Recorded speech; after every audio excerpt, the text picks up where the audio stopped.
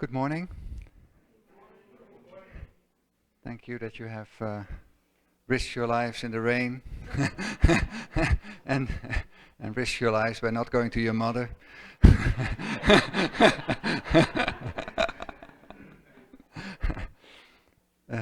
Yes, I would like to open the second day of the gathering. And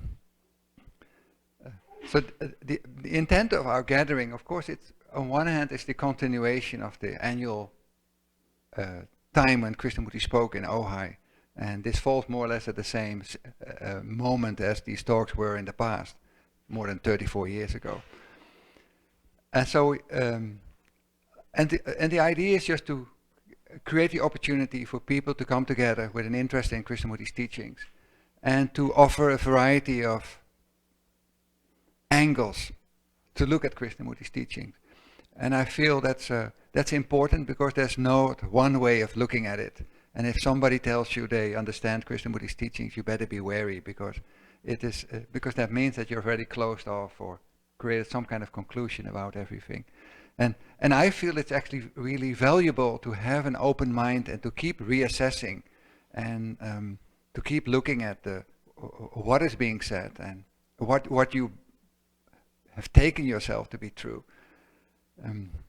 So that's a little bit the context. So I hope that it's an ongoing process of assessing where have we made, each of us have made our assumptions or where is our belief system at the moment. And of course, if we have created Krishnamurti into an authority, then we should do something about that because that's also not the intent. So open mind. And the title is of this conference is Insights into Education. And I said yesterday already a little bit about how important education was for Krishnamurti and how early he already started working on creating schools and talking with students and teachers, and that land was bought already in the 30s.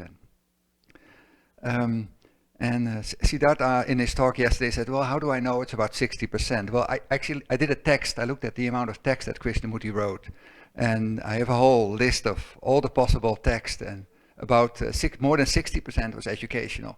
So that is the basis on which I built. He was for 60% interest in education.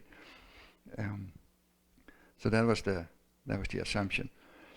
Yeah, and I would say also maybe important to bring out that education is not just education for students or for young children or for older children. I mean, in some of the, I mean, Krishnamurti was saying in several of his discussions with teachers, I mean, forget about the students. It's about the staff. You have to train the staff, you know. So somehow he says if the staff somehow has something, then that will rub off even without trying something. And then, of course, it's about us learning. Do we think we are fixed or are we still having a mind that is learning? And as an organization, of course, we have the Oak Grove School in the other side of the valley. But also here we have, and Oak Grove School is for pre-K to grade 12. And it's about 216 students now and that are being educated. And that's part of a network of international Krishnamurti schools. It's about 9 schools, I think, in total now, all over the world. And that only counts the schools that are affiliated with the foundation. There are several people that I am in contact with, teachers or educators or schools that somehow use Krishnamurti overtly, openly, but also stealth. You know, some people just use Krishnamurti in an English literature class because the admin will never agree to it to put it out. And some schools are just open; they can just show as part of a wider curriculum on religious studies and put Krishnamurti clearly next to it.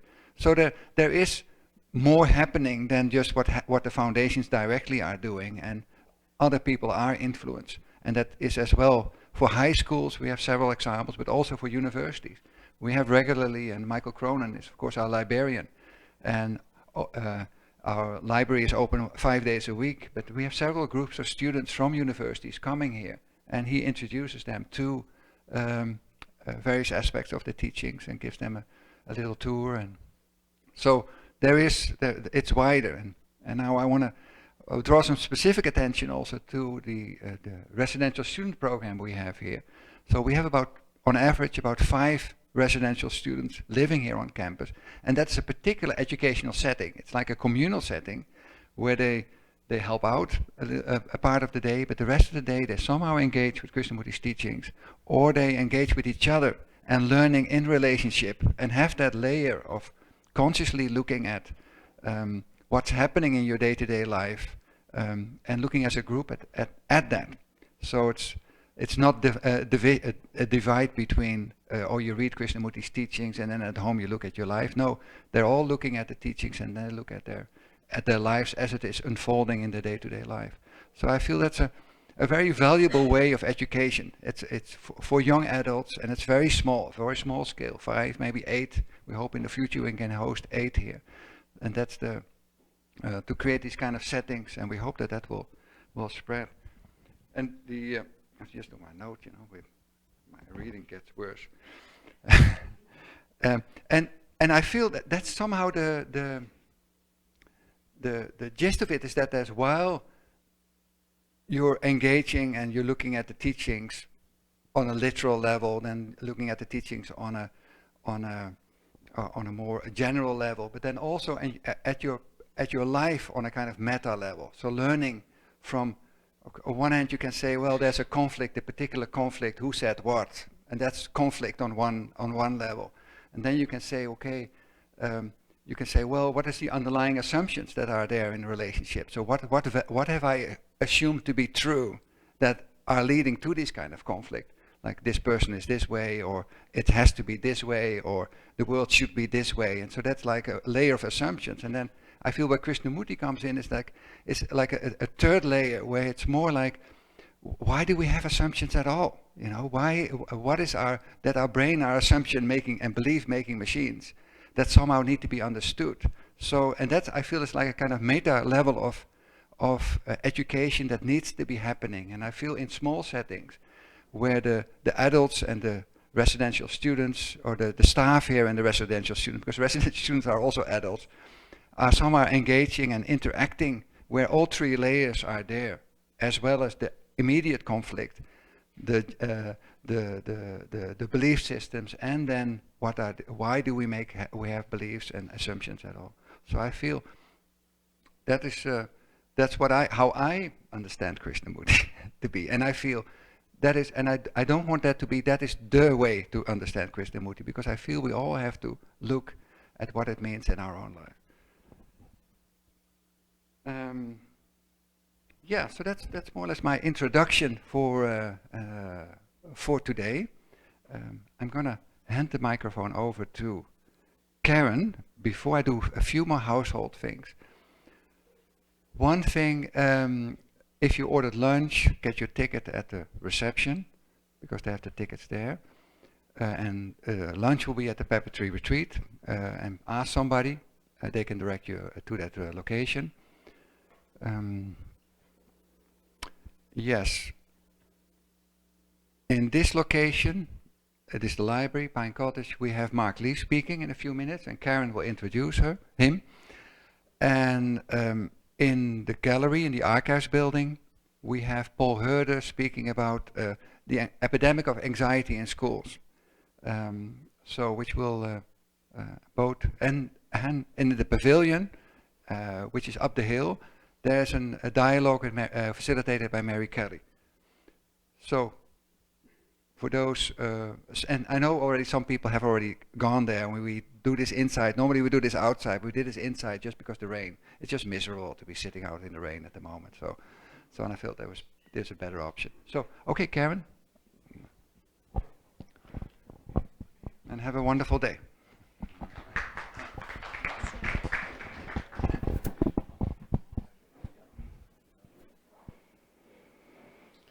Just wait a second while people get resettled.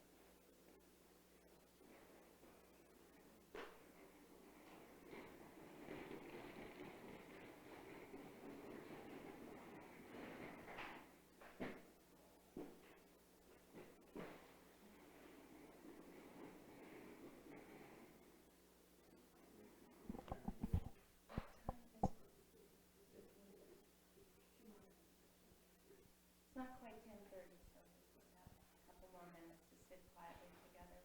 I'll wait for everybody to arrive.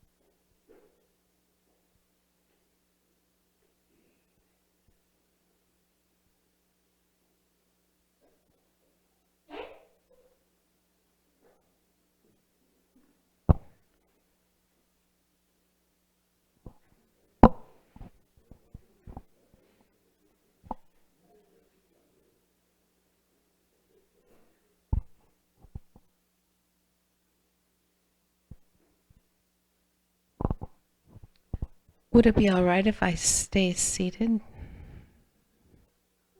Okay. Would that be okay? It's very comfortable here rather than standing. Because it's really hard to introduce a person like Marc Lee.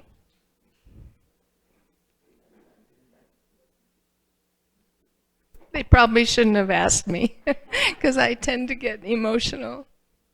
But anyway, I'm going to try. Marc Lee is like a tree, a giant oak, right? This shady, solid, grounded, rooted oak. Marc is one of those people whose name is synonymous with the KFA. As the founding director of Oak Grove School in 1975, coming from India, where he had worked for nearly a decade and had met his wife Asha and had his 3 children at Rishi Valley School, and where he was the headmaster there, and coming to Oak Grove and establishing the school with Krishnamurti and being a friend to so many people throughout all these decades. It's really heartwarming to know such a person.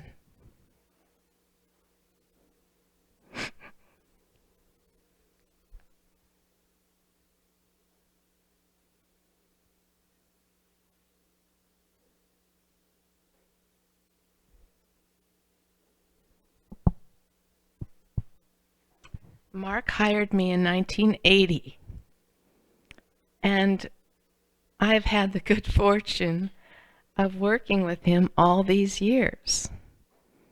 And I can only say that the rock-like quality that Marc has in leading the organization and in working through all the ramifications and the thousands of people and the students and the parents and the people who come. I mean, he does feel to me like the rock and the tree and the sky, the natural evolution of a life of inquiry.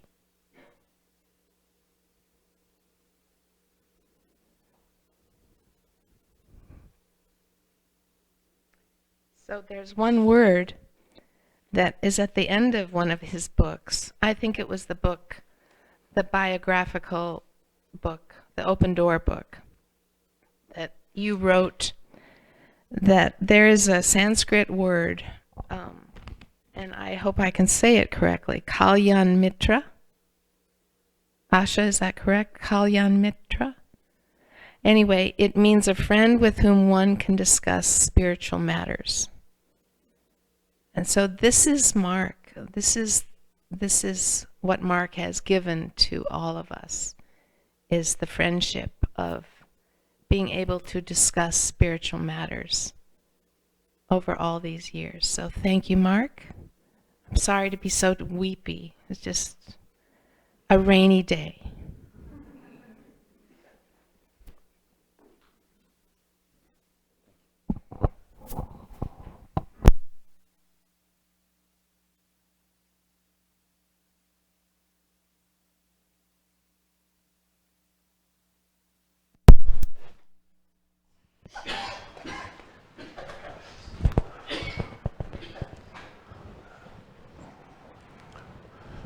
I don't know what to say.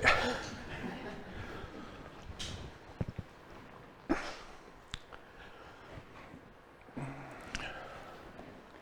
compose myself. You are all my Kalyan Mitras.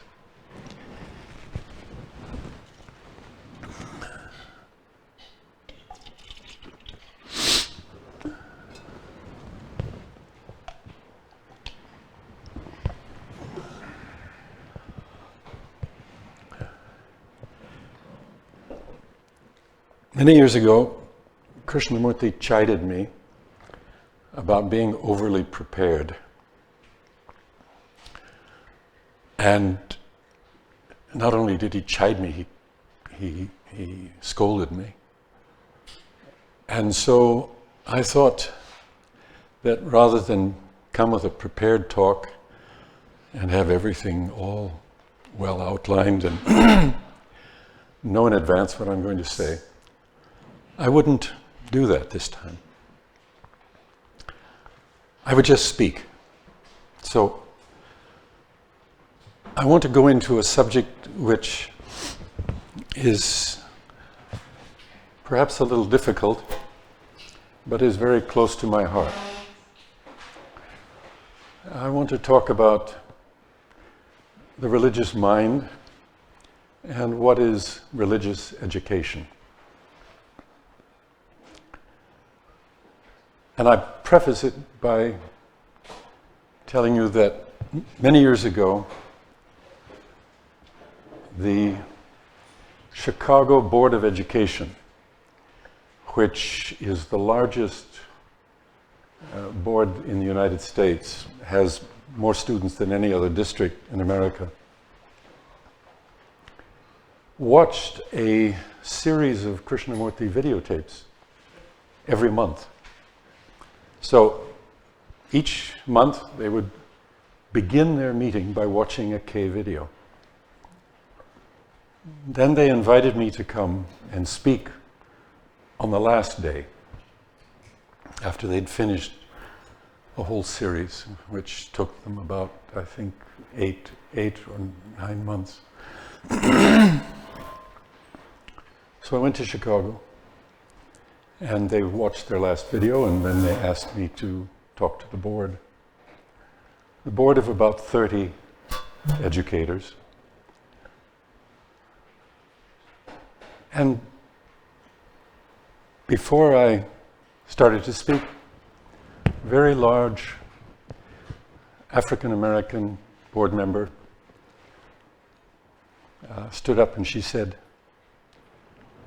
"Honey, I don't get this religious stuff. I understand what he's talking about, but what is this religious stuff?" She had both hands on hips.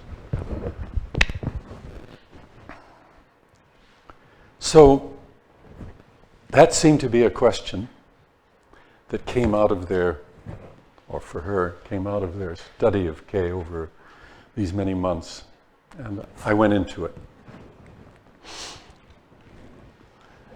And I think it's a subject that is often raised by people who are new to Kay or studying Krishnamurti. What is the religious mind? What is meditative living? And what is religious education? In 1973, when Krishnamurti asked my wife and I to meet with him here in Ojai, and he said he wanted to start a school here in America, and we held hands and we talked, and I said, "Sir, it's going to be a religious school." He said, "I'm so glad you said that, sir. We can work together." But what is a religious school? What is a religious education? Still remains a question. Because Krishnamurti's definition of what is religious, what is spiritual, is so different from what all of us have grown up with and what passes for religious education around the world. So to open the subject, I'd like to show a 30-minute video of Krishnamurti talking about the religious mind. And I think that will help to introduce it, because in his words you will hear him talk about the religious mind. And then I'm going to read from my book about the beginning of the Oak Grove School. So if we could.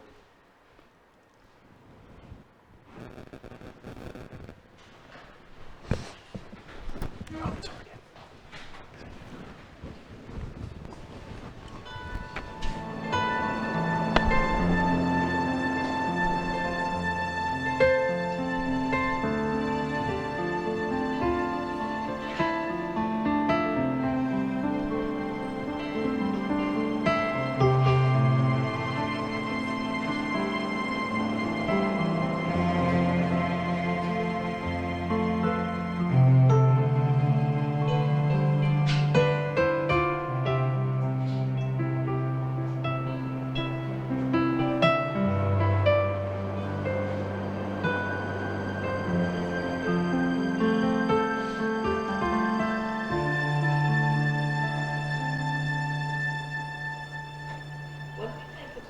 When we think of religion or a religious mind, we think of a system, a structure hallowed by time and ancient histories, a sense of awe, a power greater than ourselves, and also fear at this overwhelming majesty.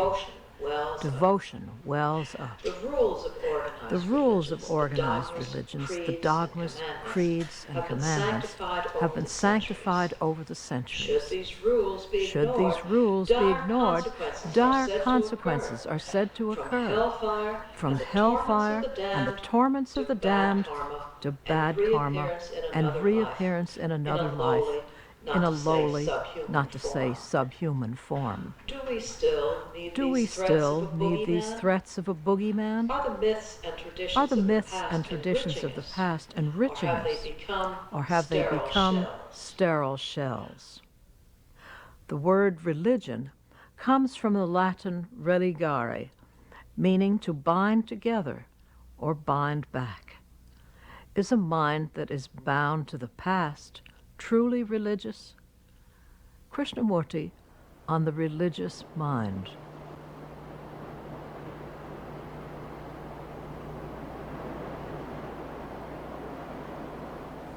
What is the quality of a mind, and therefore heart and brain, that can perceive something beyond the measurement of thought?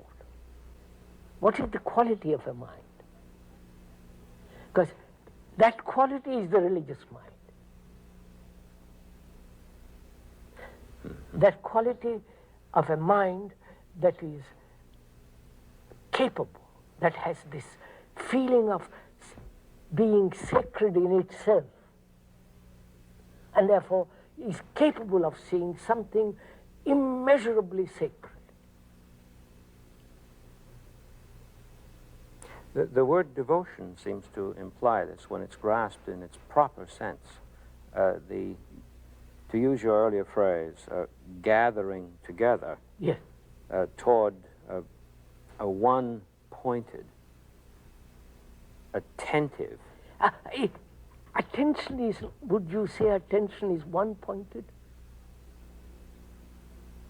There's a difference between concentration and attention. Yes, yes.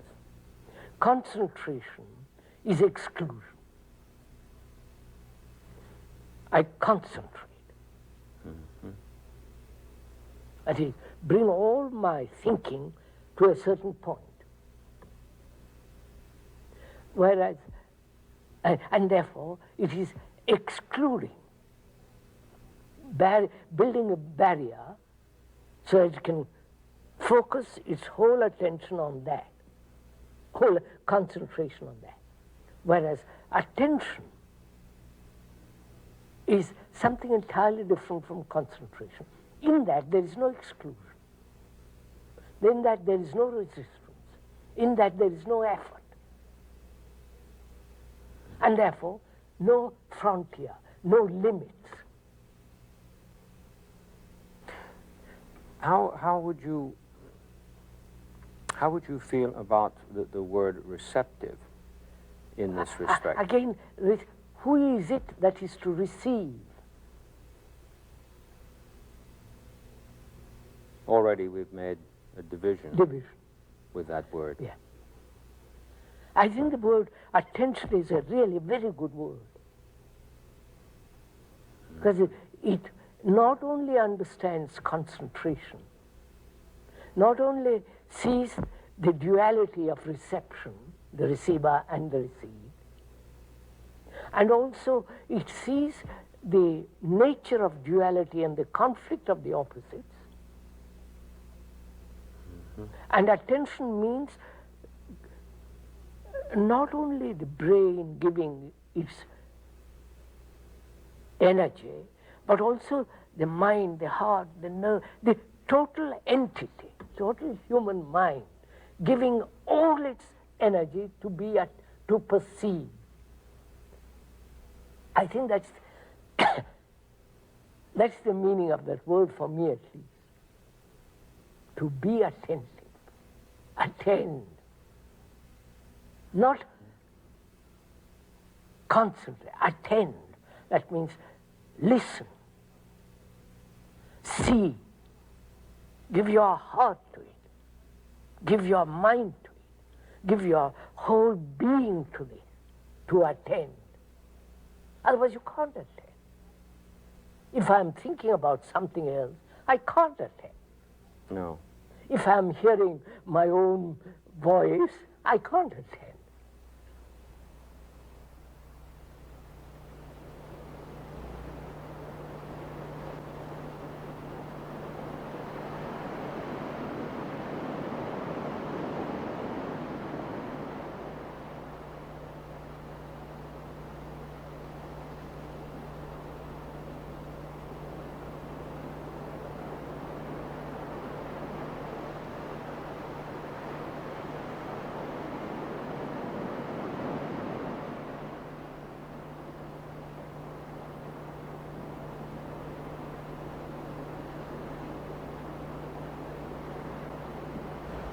Most of us are slaves to tradition, slaves to some kind of belief, faith,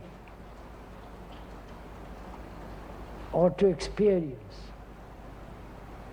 To be totally, completely free of all that.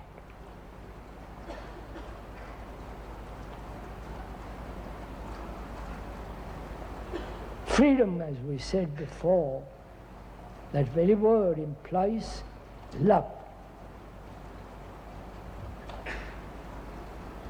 If there is no freedom, there is no love. You cannot possibly achieve that freedom through some figure, symbol, person, idea. Freedom means the ending. Ending of the self, the me.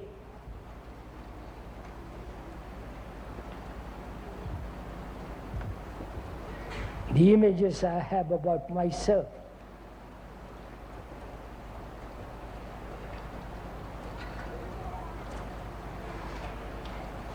Then when the mind, brain is free, only then is there that supreme intelligence. Not all the rituals, all the, all the trivialities, for God's sake. Sitting in a posture, meditating, breathing, you follow? That's not, if I can use that word spiritual, that's not all. That's all the movement of memory and thought. And as thought is limited, which we've gone into, I won't now. So we have reduced our life into a very small, petty little affair. To be free of that entirely. And it's possible. Don't accept my word for it. I say it is possible. Find out, do it.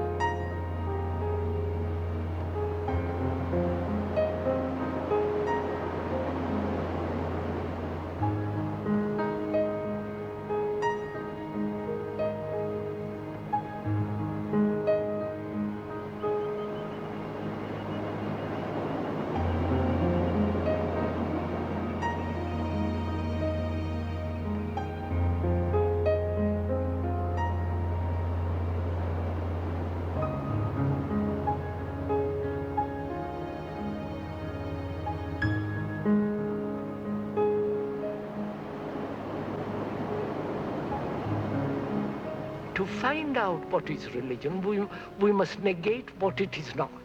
What is not love? Which love is not hate, love is not jealousy, love is not ambition, love is not the violence. So when you negate all that, the other is, which is compassion. In the same way, if you negate what is not religion, then you find out what is true religion. That is, what is the truly religious mind. First of all, therefore, belief is not religion. And the authority which the churches, the organized religions assume, is not religion. That in that there is all the sense of obedience, conformity, acceptance, the hierarchical approach to life, the division between the Protestant, the Catholic, the Hindu, the Muslim and all, that's not religion. So when you negate all that, which means you are no longer a Hindu, no longer a Catholic, no longer belonging to any sectarian outlook, then your mind then asks, what is then truly religion? This is not with their rituals, with their masters, with their savior. That's not religion. Therefore, when the mind discards that intelligently because it has seen it is not, then what is religion? Religion is not what I think, but religion is this sense of comprehension of the totality of existence, in which there is no division between you and me. Then, if there is that quality of goodness which is virtue, real virtue, not this phony virtue of society, real virtue, then the mind can go beyond and find out through meditation, through a deep, quiet silence, you can find out if there is such thing as reality. And therefore, a religious mind is a mind that is constantly aware, sensitive, attentive, so that it goes beyond itself into a dimension where there is no time at all.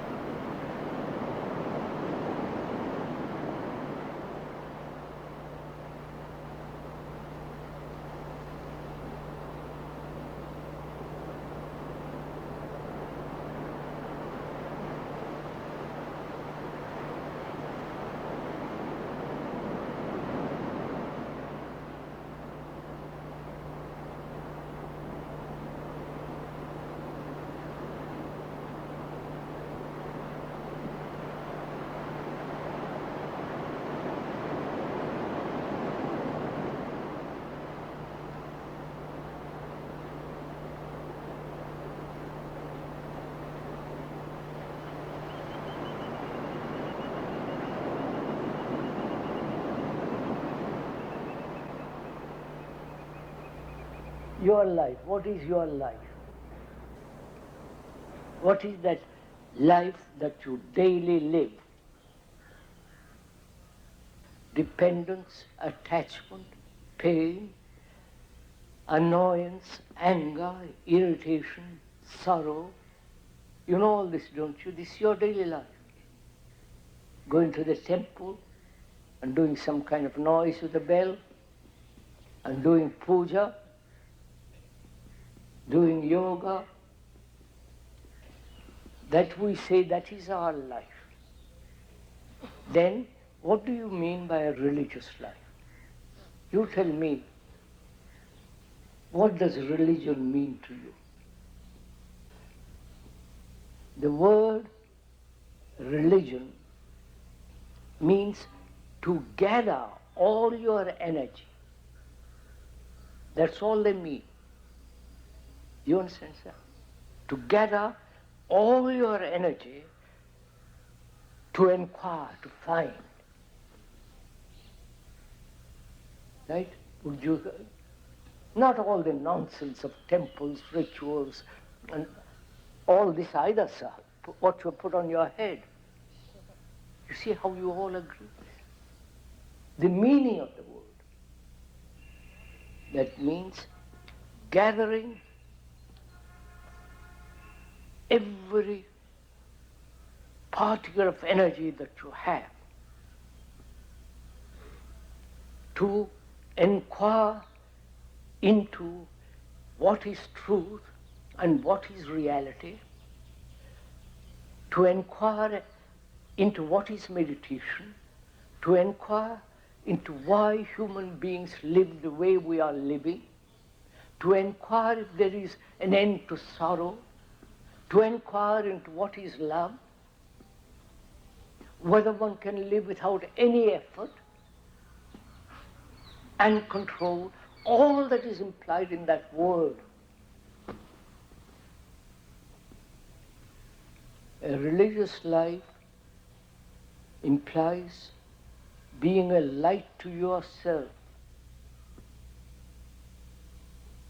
which means no outside authority, including me, the speaker.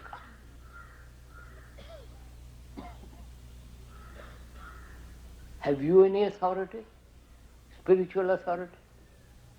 You have had various Guru Mahatma, Mr. Gandhi, and so on, all the way from the 6th, 5th, 4th, 3rd century, down to the present.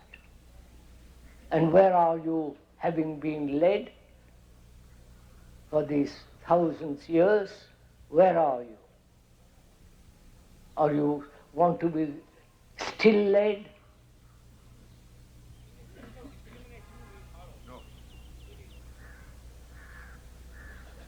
So we are asking you courteously, if you have thrown away your traditions.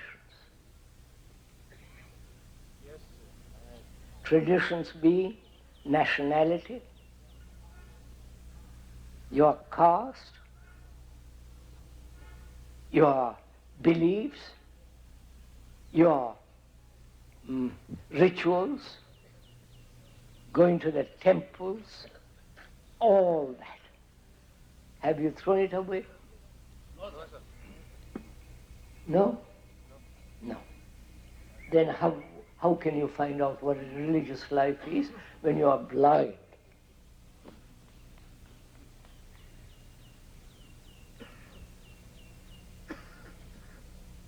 So you want to find out what a religious life is, and yet won't leave your little enclosure. Right? You are tied to your tradition,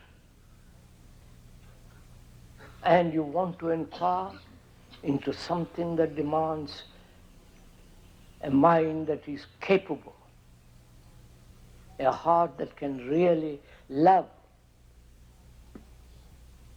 Without that, freeing yourself from your tradition, your culture, your belief, how can you find out anything?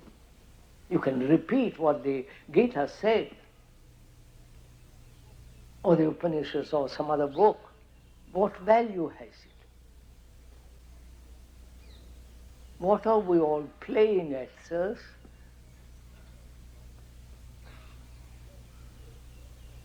Apparently, one doesn't see one's own tragedy. Right, sir?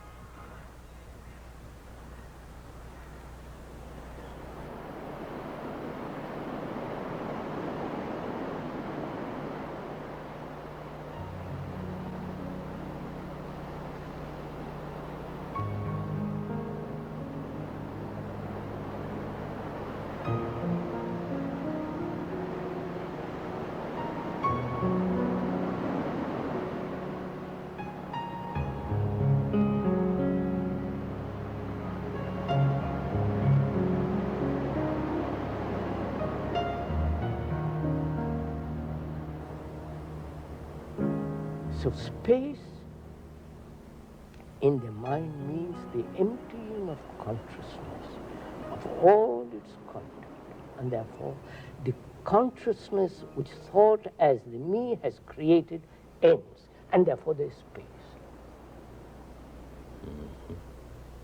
And that space isn't yours or mine, it's space.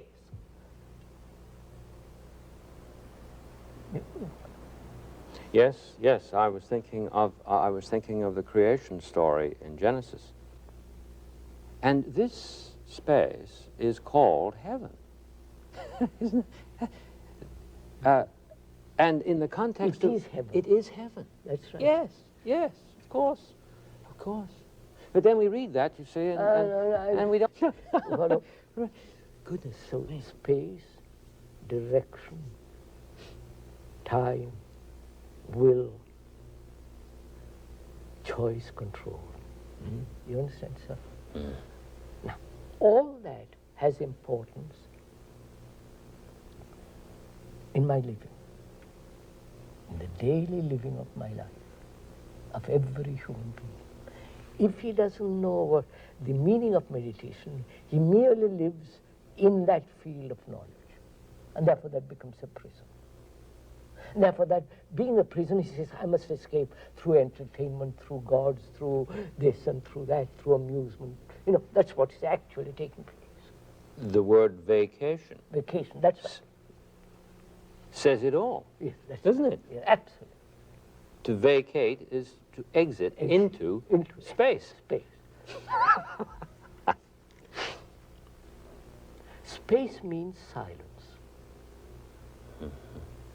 If there is silence, if there is no silence, it's direction. It's the operation of will. I must do, I must not do.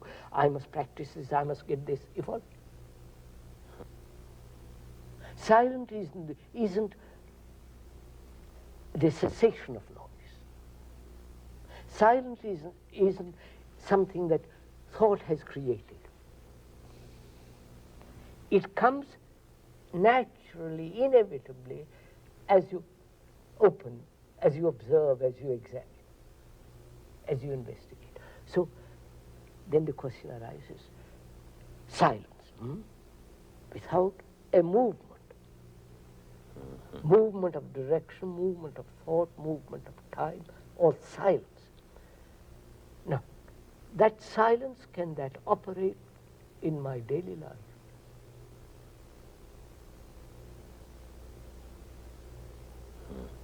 I live in the field of noise as knowledge.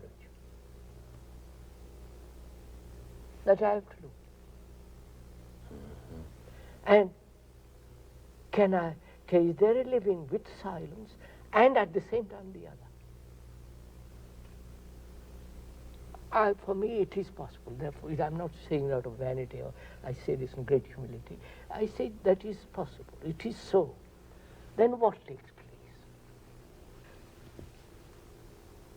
When the mind is utterly silent,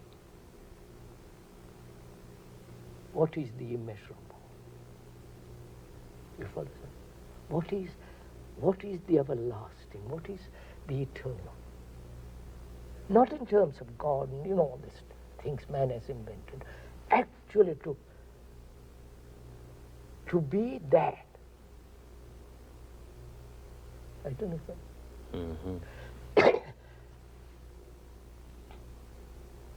Now, silence in that deep sense of that word opens the door.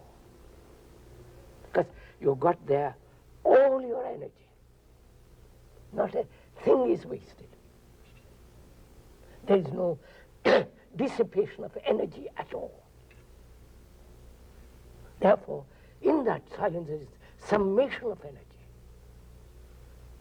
Precisely. Because there is no conflict, no control, no reaching out or not reaching, searching, asking, questioning, demanding, waiting, praying, none of that. Therefore there is tremendous, all that energy which has been wasted is now gathered in that silence. That silence has become sacred. Because obviously, of course it has. It has not the sacred thing which thought has invented. It is only such a sacred mind can see this, the most supreme sacred. the essence of all that is sacred, which is beauty. You follow? I do. So there it is. God isn't something that man has invented or created it out of his image and longing and failure. But when the mind itself becomes sacred, then it opens the door to something that is immeasurably sacred. That is religion. And that affects the daily living. The way I talk, the way I treat people, the conduct, behavior, all that. That is the religious life.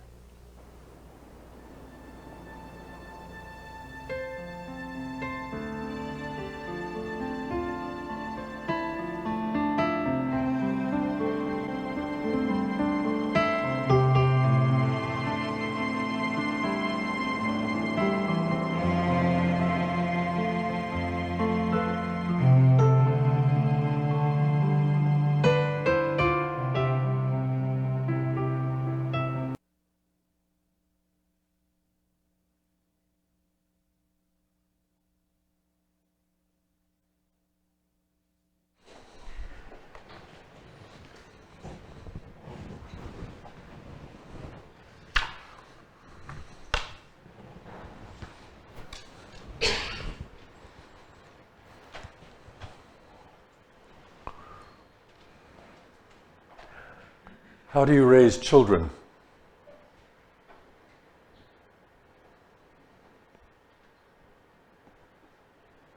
How do you educate them?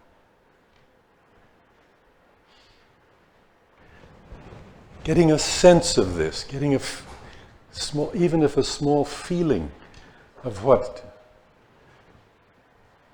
he's saying about the religious mind. If as a teacher or as a parent or a grandparent, you have a child, how do you deal with all of the incredible things that a child goes through as they grow up?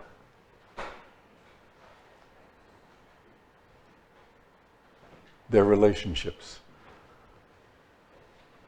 hormones, television, cell phones, and all the things that make up the outer life of a child. I'd like to go into some of this and read to you a few pages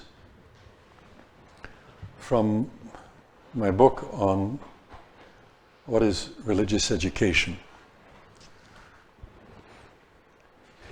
And I think it's the beginning of the Oak Grove School that gave me, and I hope the adults who started the school,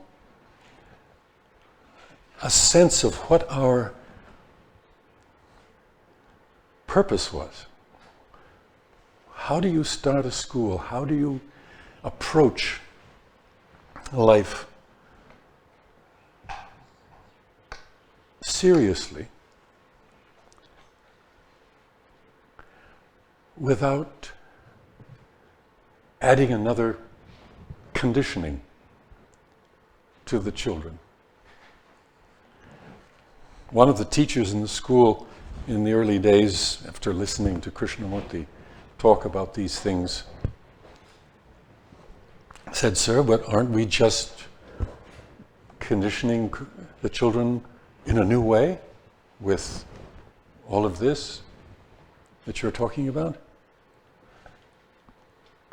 He said, "No, ma'am." He said, "What we're talking about is a light conditioning, not the heavy conditioning that they already have. So, when we started the school, I had several meetings with Krishnamurti here in Ojai and in Malibu. And I'll begin with the opening. Sitting on long chairs, Krishnamurti and I were looking out over the Pacific Ocean from the cliff top. And without so much as an overture, he said he wanted to start a school in Ojai.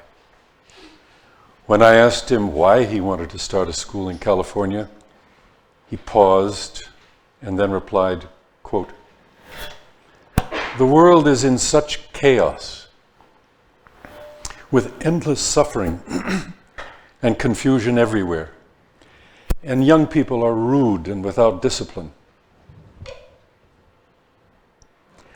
I thought to myself that this was reason enough to think about a new and different kind of school, and that a school might make a difference.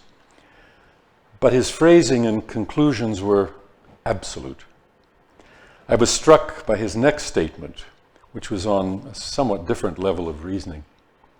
Perhaps in one generation we can make a difference and produce young people who will change themselves and the world. Sensitive, aware, and caring people who will lead religious lives.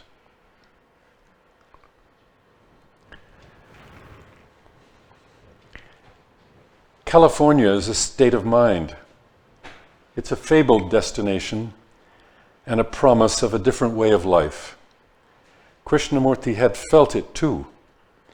He had observed some years back, and this is a quote, "California is one of the most beautiful climates in the world, perhaps rather hot, especially in the south. And it seems to me it should produce a marvelous society. A society which is totally different from that which is now. A society which is highly disciplined." And I'm using that word with great care. And we shall go into the meaning of the word presently. A society that's not wholly materialistic, as it is now. A society that is not self-centered in its progressive acquisitiveness. A society that has deep inward life, not everlastingly seeking entertainment, amusement, and various forms of thrills. It seems to me, as I've been all over the world, except behind the red curtain and all the rest of that, the world is looking more and more or less copying America, trying to bring about prosperity. The world of cinema, the world of entertainment, football, and all the rest of those things are being imitated all over the world. And one asks oneself if one is at all serious, as those who live in this climate must have asked themselves this real question: what is America producing? Apart from cars, going to the moon, technological advancement, prosperity, great concerts, museums, and all the rest of it. Close quote. I had heard Krishnamurti speak this way in India at the Rishi Valley School, and similarly at the Rajgat Besant School in Varanasi.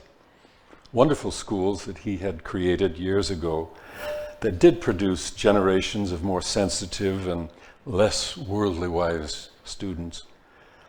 But I thought, in America, was this at all possible? And that too, in one generation? I explored his face as he spoke, but failed to conclude anything. His eyes were alive and shining. And this I took to mean that talking about education, young people, and the new mind was a deep interest of his.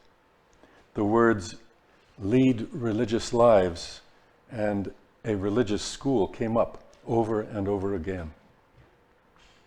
The word religious is fraught with connotations and associations that, in this era in America, only cause a reaction, usually negative.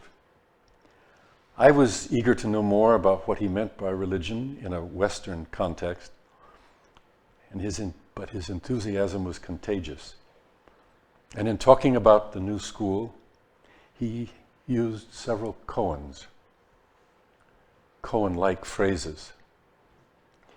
He said, "We will reinvent education. Parents want intelligence rather than conformity. Let this school be a model and others will follow. Learning how to learn is the only reason for a child to go to school. A curriculum should have no content,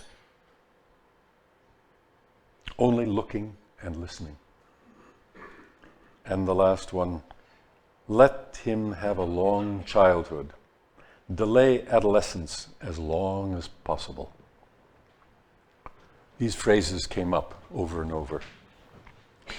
Looking out over the coast from that Malibu cliff toward the Channel Islands and south to Catalina Island, we saw several oil rigs anchored like ghost ships in the channel. Looking out to sea, Krishnamurti asked, "Can we help children discover the vast and rich unseen treasures hidden in life?" His analogy spoke deeply to me of an aim for education that defied all classical, secular, and religious aims, and that I had never heard before articulated so well by even the most respected educators. His contagion was impossible to resist, and I sat on the edge of my seat, leaning closer and closer. His vision was not a dream or an ideal. Rather, it spoke to the very heart of the vast problem of the lack of vision of education in America and the great denial of understanding of what was missing in education, namely, psychological intelligence and maturity. With the precision of a medical doctor, he was diagnosing a patient, the youth of the world, by the way he spoke of what was wrong with the world as represented by the young mind. While in youth, the psychological problems of thousands of years of humankind are apparent, there was also present the embryonic way out of these very same troubles. Namely,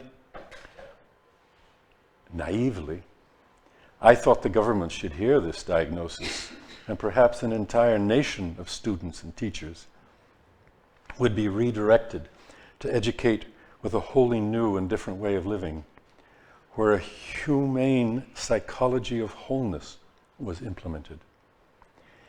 His were golden seeds that would inspire the founding of a new school and the raising of several generations of real teachers and students of life, rather than of books.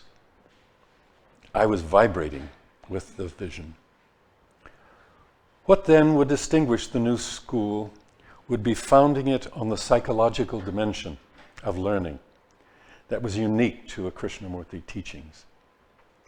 The understanding of fear of authority, how conditioning divides us among racial, religious, ideological, and nationalistic lines, how ambition to become someone creates punishing conflict, and how fragmented personalities are the result of overemphasis on the intellect and cognition. With the understanding that negative thinking is a high form of thinking, I framed the expectations for the school largely in terms of what it would not be. Krishnamurti was quick to pick up that I was using his language and phraseology. And he gently chided me, saying, "Think for yourself. Don't copy me. I have heard it all after so many years at this." Another chide. He wanted originality, but he did approve the list of elements of the kind of education we hoped for in our school. To be educated religiously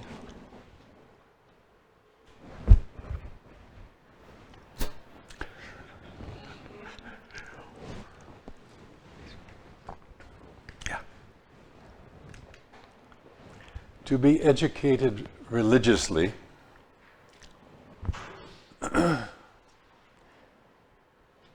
included to learn how to look with attention in the moment.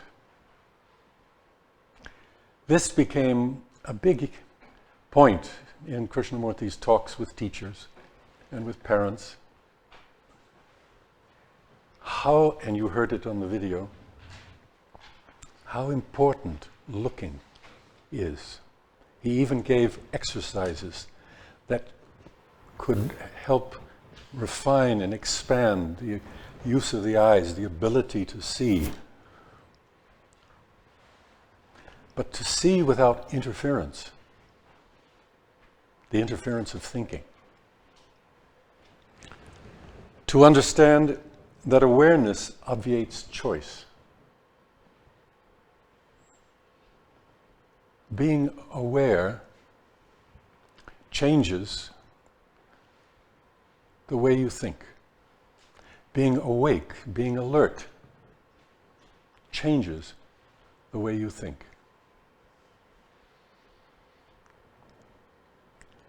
To learn how to just listen without thinking and concentration.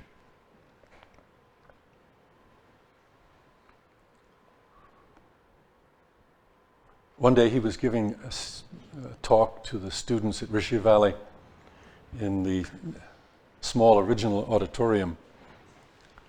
And I was sitting at the back of the hall, and I had senior boys on the bench next to me. And one of the boys was watching a gecko, a lizard, move up the wall. And he wasn't paying attention to Krishnamurti.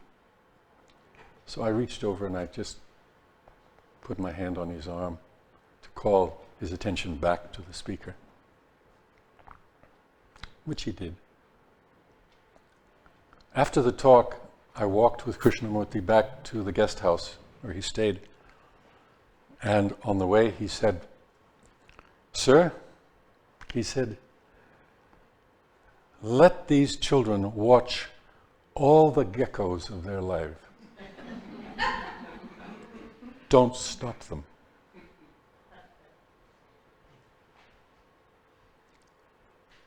Watching, looking, listening.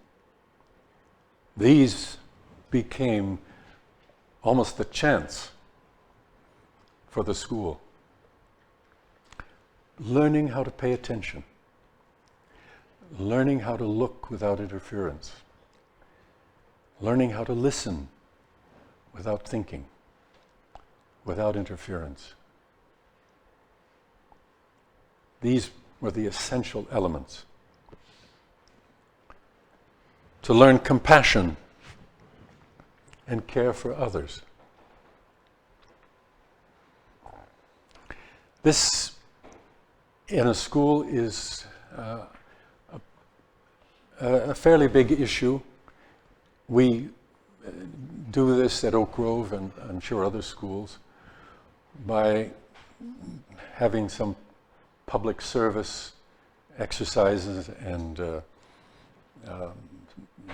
opportunities for children to spend time with the elderly, with people who are sick, infirmed.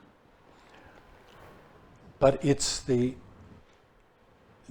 daily, in the home, in the classroom, on the games field, opportunities for understanding the other, the friend, the peer, or even the parent or the teacher. And this is not just physically. This is all of one's senses employed. The development of all the senses. Once we were walking in the oak grove, and Krishnamurti said, "Sir, I think it's altogether the wrong thing for you to point out nature to children." This is a rather startling thing to say. He said, "Make them sensitive so they see nature."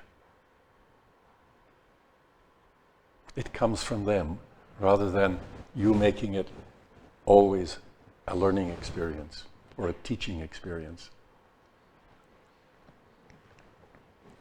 To learn about reaction and understand its origin and danger.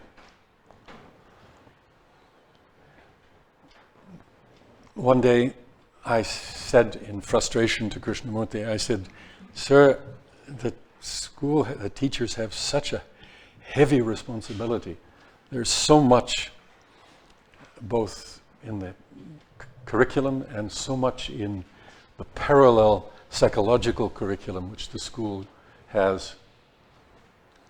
I said, if there was one thing that we could do, if we could succeed in one thing, what would that be? And he said, "Sir, if they understand reaction, they will understand everything." Think about it. When we react, adults as well, when a child reacts, what is happening? Where is that coming from? What is the origin of a reaction? Well, understanding that for ourselves and for a child does bring up a lot. Conditioning, experience, hurt, conflict, happiness. So understanding why we react, how we react, the source of reaction, the consequences of reaction, you can see what an important element that is. To learn what is integrity.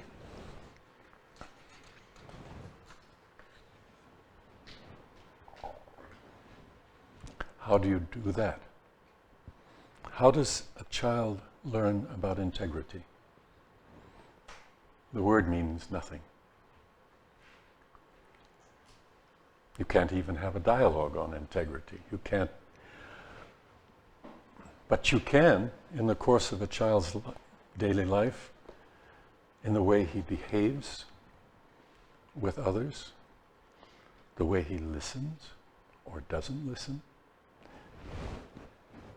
the way he responds to the news on the television, the way he thinks. All of that is opportunity to talk about behavior. What it means to be truthful. The difference between what is fact and what is fiction. All of that leads to an understanding of integrity.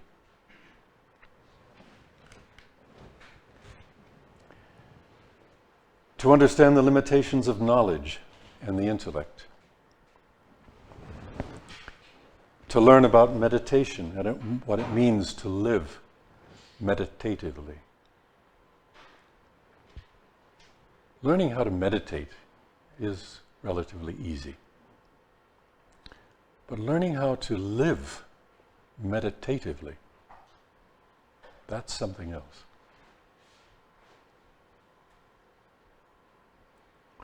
The school the classroom have opportunities to explore this. when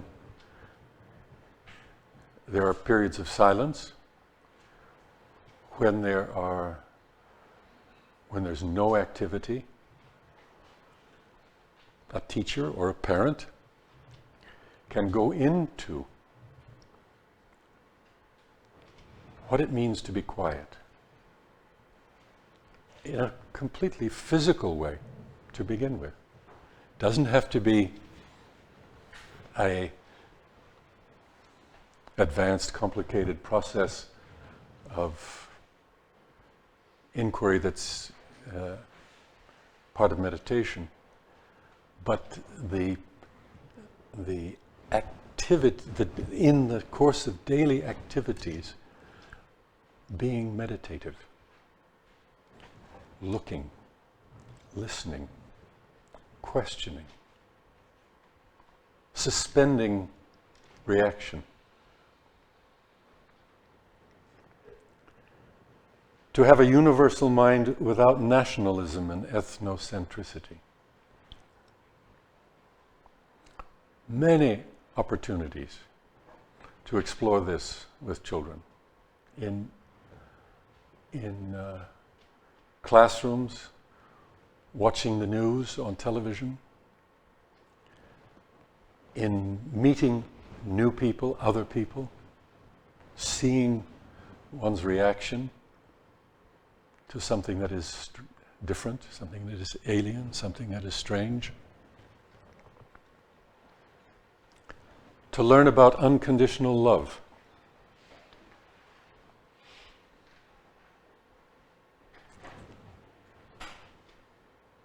Again, in every aspect of learning, every aspect of relationships, this comes up.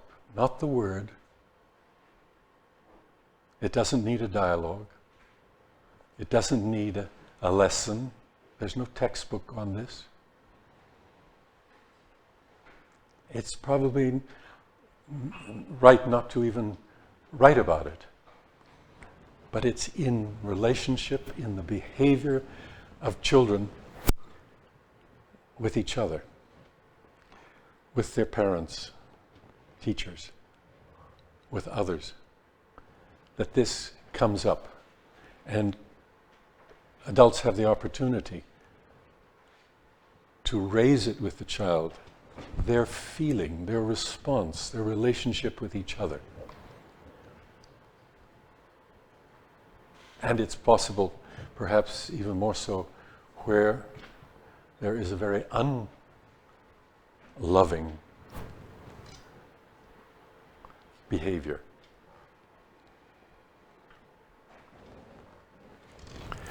To understand total psychological freedom.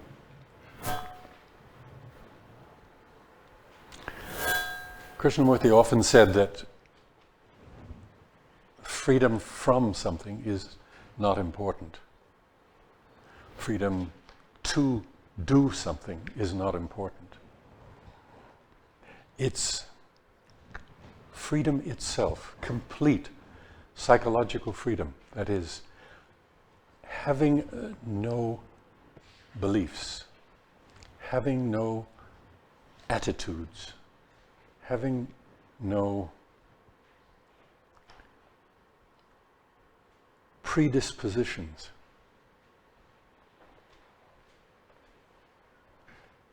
Contributes to psychological freedom. But we have all of those. A child has them. They learn that from us. So the reality has to be dealt with.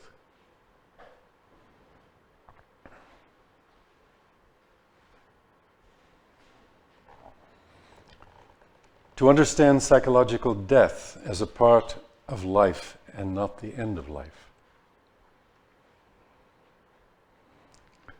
This is something that's very easy to raise with children. We are all surrounded with so many elements of death. Not just the physical side, that's easy. You have dead pets, you have dead relatives, you have It's in the air, it's something that children face. But it is psychological death. That is the more subtle and not so difficult dimension to help children to become aware of. What does that mean? Dropping something psychologically, dropping something in your thinking, understanding how habit works, the ending of habit, how to deal with conflicts within the family, larger conflicts outside, where there are things you just cannot deal with, you cannot respond to. So understanding how your own mind deals with conflict helps a child to understand the ending of it. To understand hurt, experience, and the trap of attachment. Again, so many opportunities in a child's learning life to explore these. And it's important to emphasize that these are not just discussion issues. These are not things that you write essays on, as we would traditionally develop a curriculum. These are issues in the living dimension between the teacher and the child, between the parent and the child. And it raises the point that a school, and certainly our school, cannot be at all successful unless there is an alliance between the school, the teachers, and the family. So that what goes on in the family is happening in the school. What is happening in the school is mirrored in the family.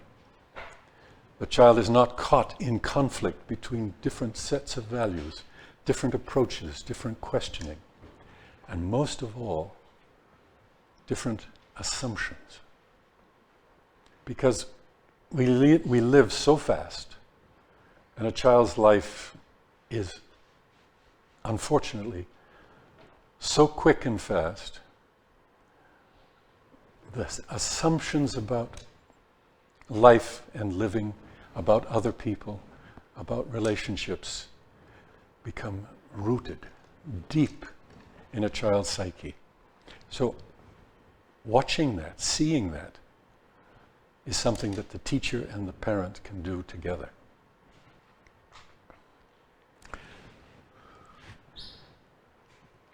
So on with the text.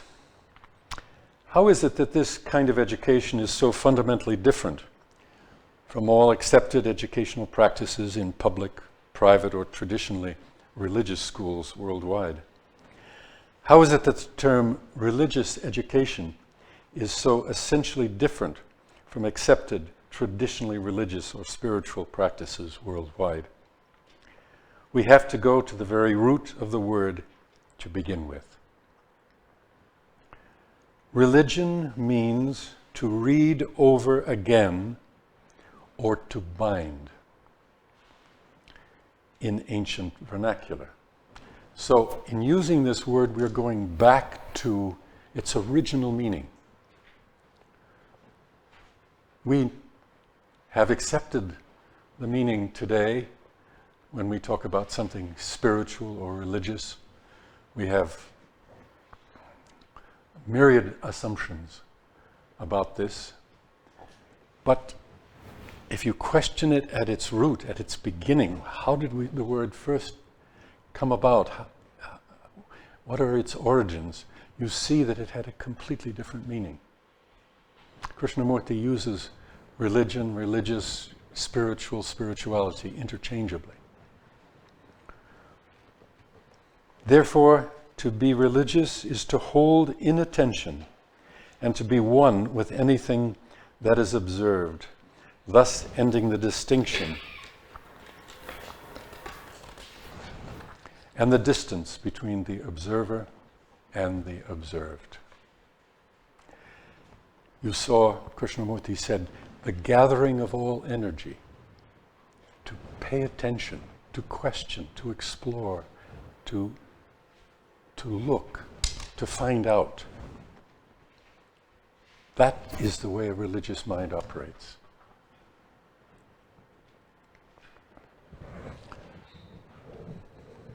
This is a quote. Quote, "What we call religious education traditionally is merely the forcing of the individual to adapt himself to certain ideas, moralities, and conclusions laid down by religious organizations. A religious man has the new mind, the mind that has no fear, that is not ambitious, that is without conflict. A really religious man is never in revolt. He is a free man. Free not from nationalism, greed, envy, and all the rest of it. He is just free. You must have a fresh mind and not a tortured mind.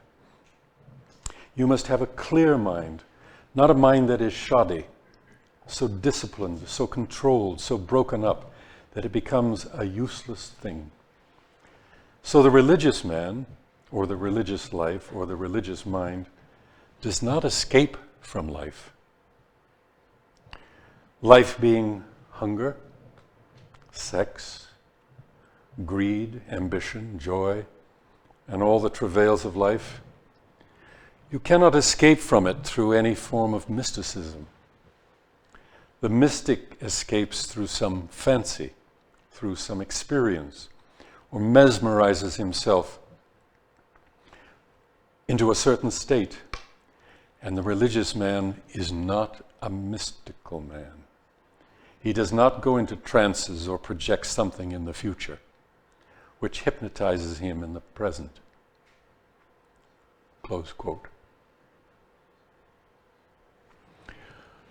It would require a preternaturally inept educator not to understand that what these elements mean, their significance and their elemental quality, and their absoluteness. A normal person can see all this. However, these are the living qualities that are not learned, not taught, and are usually avoided in most families and schools.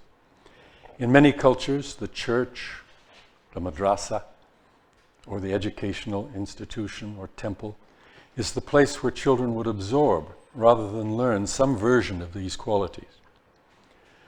Krishnamurti saw religious education as being at the very heart or core of education. I saw the religious elements as the substance of each and every student, teacher, child, parent exchange or interaction. What is inward and what is outward are coaxial and inseparable in relationships and behavior. And I will end with this further quote from Krishnamurti. Religious education in the true sense is to encourage the child to understand his own relationship to people, to things, and to nature. There is no existence without relationship and without self-knowledge. All relationship with the one and with the many brings conflict and sorrow. Of course, to explain this fully to a child is impossible. But if the educator and the parents deeply grasp the full significance of relationship, then by their attitude, conduct, and speech, they will surely be able to convey to the child, without too many words and explanations, the meaning of a spiritual life.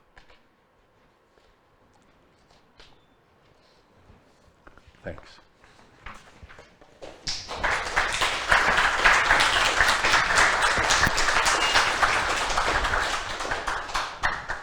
You want to talk about it, or there's things that have come up that you'd like to discuss?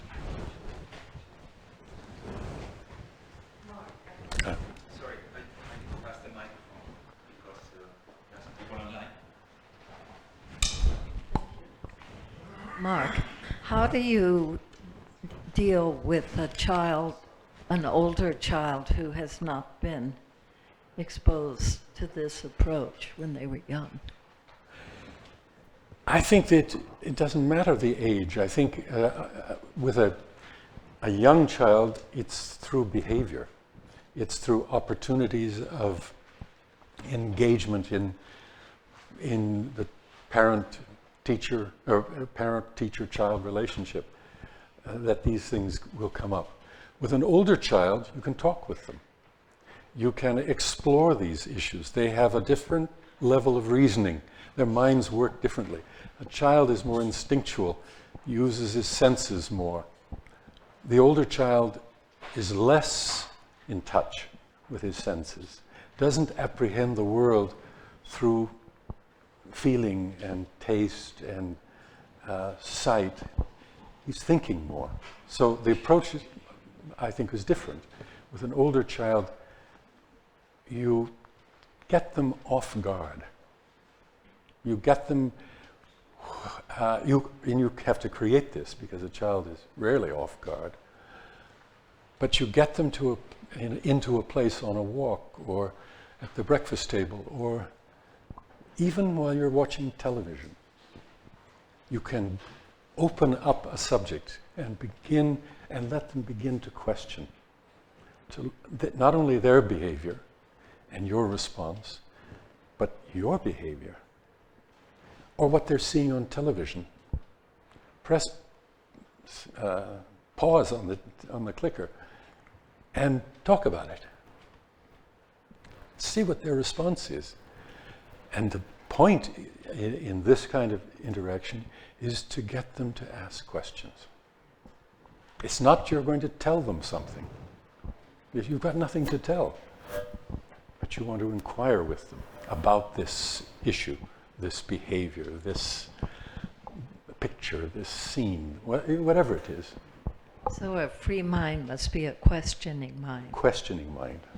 Thank you.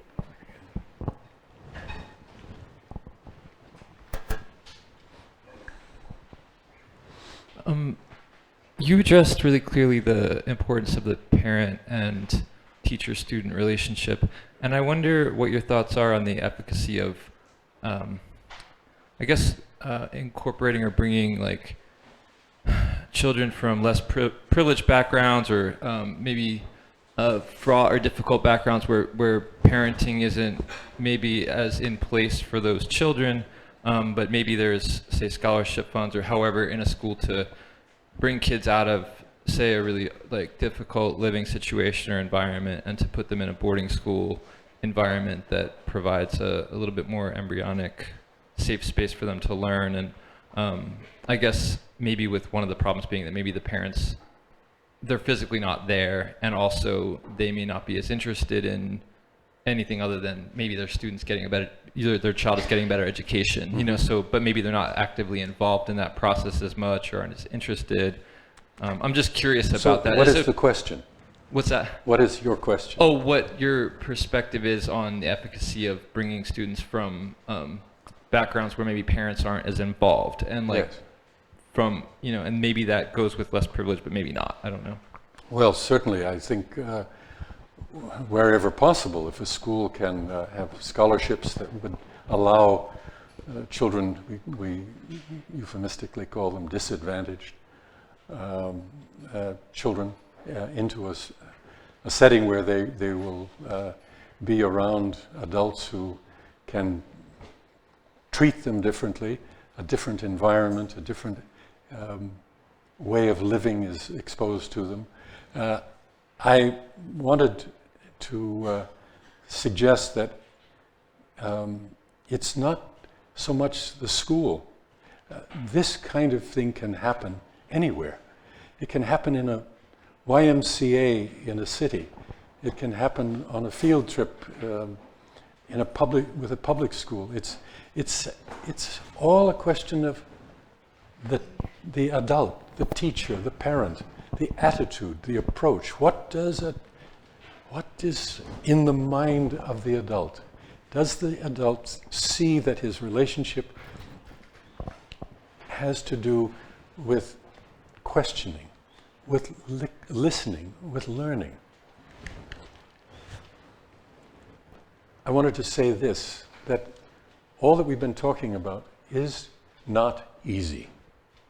It's, even in a Krishnamurti school, it is not easy. Outside of a Krishnamurti school, it is equally not easy, because there's no set curriculum. There is no method. There are no rules. There are no guidelines to go into this, to create this.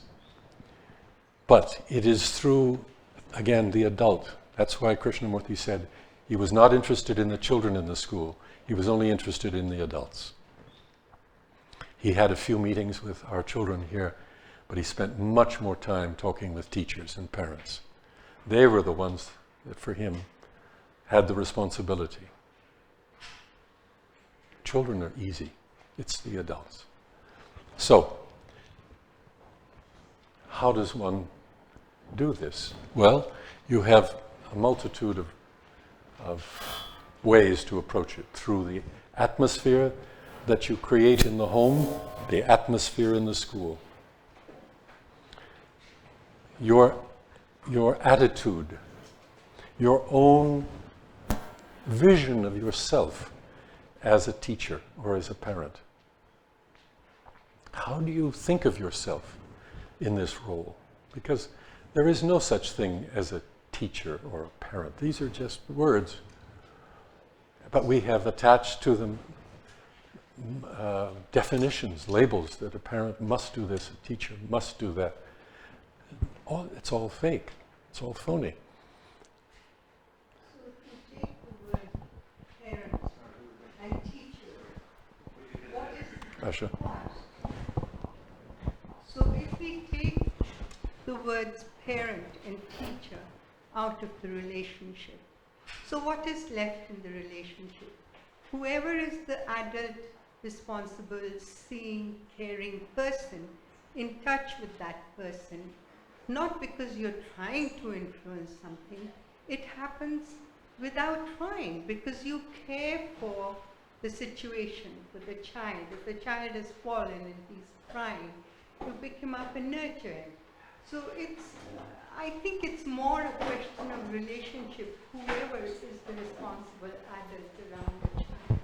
And a child can be a grown-up too. I can behave in a very erratic manner. And if you see that and you can hold me for a moment and allow me to turn to what you think is normal. So maybe I thought I was normal.